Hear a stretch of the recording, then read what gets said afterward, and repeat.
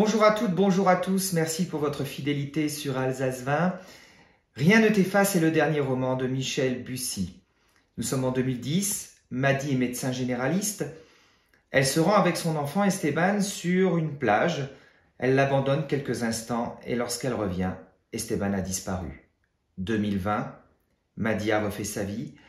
Elle retourne tel un pèlerinage sur cette plage où son fils a disparu et au loin, elle voit un enfant, jeune garçon, même maillot de bain, même corpulence, même petit détail sur la peau.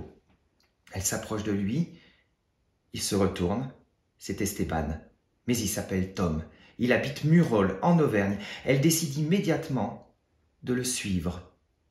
Elle sent que cet enfant est en danger, il y a quelque chose qui ne colle pas du tout avec le passé. C'est un roman qui est évidemment plein de suspense, comme on a l'habitude avec Michel Bussy, mais c'est aussi un roman sur l'instinct maternel. Un très beau roman. Un roman qui sans doute sera le meilleur de cette année 2021, tant Michel Bussy a réussi à nous emmener au fil des pages dans son univers et dans un suspense époustouflant jusqu'à cette fin incroyable que je ne vous dévoilerai pas bien entendu, mais qui est véritablement toujours la même recette chez Michel Bussy, on ne se doute jamais de rien. Ça s'appelle « Rien ne t'efface » et c'est aux éditions des Presses de la Cité. Connaissez-vous Kendrick Lamar? Eh bien moi, pas du tout. Écoutez.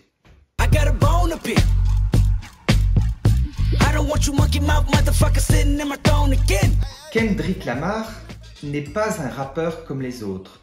C'est un homme absolument incroyable qui est né en 1983 aux États-Unis, en Californie, du côté de Los Angeles.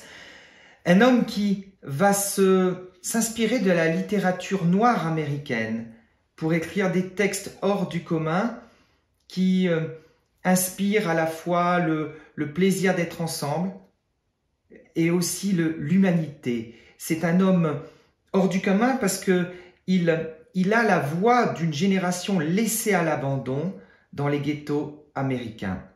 Le livre de Nicolas Rogès est très bien écrit, mais il a une particularité, c'est que au-delà d'être une biographie, il est loin du roman de Médinette.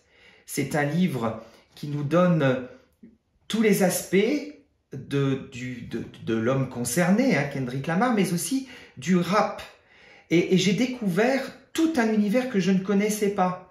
Vraiment, c'est un livre à découvrir. Nicolas Rogès écrit très bien, sa plume est délicieuse, c'est un jeune homme et qui a fait aussi un travail très intéressant, c'est qu'il est allé sur place pour travailler avec les amis de l'artiste, avec la famille. Il ne s'est pas contenté finalement de réaliser une compilation de données, mais a offert à ses lecteurs un ouvrage tout à fait inédit. Enfin, je ne pouvais terminer cette émission sans un peu d'optimisme. Et je l'ai trouvé dans un très beau livre de Jean-Philippe Ackermann qui s'appelle « Aussi fine soit la tranche, elle a toujours deux faces ». Cet homme est absolument incroyable. Vous le découvrirez d'ailleurs dans le livre puisqu'il y a, à travers une application en réalité augmentée, vous verrez quelques détails ou quelques extraits de ses conférences qui ont d'ailleurs séduit plus de 100 000 personnes. Alors, c'est un homme incroyable, Jean-Philippe Ackermann. Il s'est levé un matin et il s'est dit, voilà, je ne serai plus jamais pessimiste, je n'aurai plus jamais aucune râlerie dans ma vie, je ferai en sorte que, la vie soit belle et elle soit optimiste. Et c'est un livre qui a tout son sens dans la pandémie que nous sommes en train de rencontrer, car nous qui râlons tous les matins parce qu'on ne peut pas se voir, on ne peut pas sortir, on ne peut pas travailler comme on le voudrait, nous qui sommes toujours assez râleurs en France, quand vous allez lire le livre de Jean-Philippe Ackermann, vous allez voir, ça va vous donner une bouffée d'air pur et d'optimisme, vous vous en souviendrez.